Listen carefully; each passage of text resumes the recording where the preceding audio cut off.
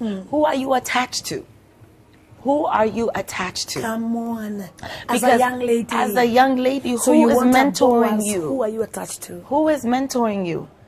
Naomi was able to instruct her. You got to look like this. Make sure you sleep at his feet. Make sure when you go, you are plowing the fields. You can ride on someone's grace. This is the deep things of the spirit that people don't like to talk about.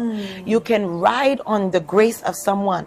Remember when Jesus healed the woman who was bent over, he said this one was a daughter of Abraham. There's a spiritual tribe we all come from. When Boaz heard that she was from the lineage of Naomi, and he knew that he was attached to Naomi, he said, I must help her. Because what Ruth went to go and do in the field was to go and pick over the leftovers.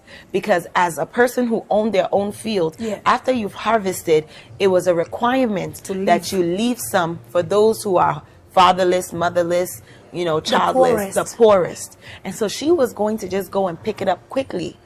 But when he went, he said, no, you are now being allotted a portion of this field off of the strength that, one, you are hardworking, and two, you are attached to Naomi. And so who you are attached to matters. It's critical. It is critical because the oil really does flow from the top to the bottom.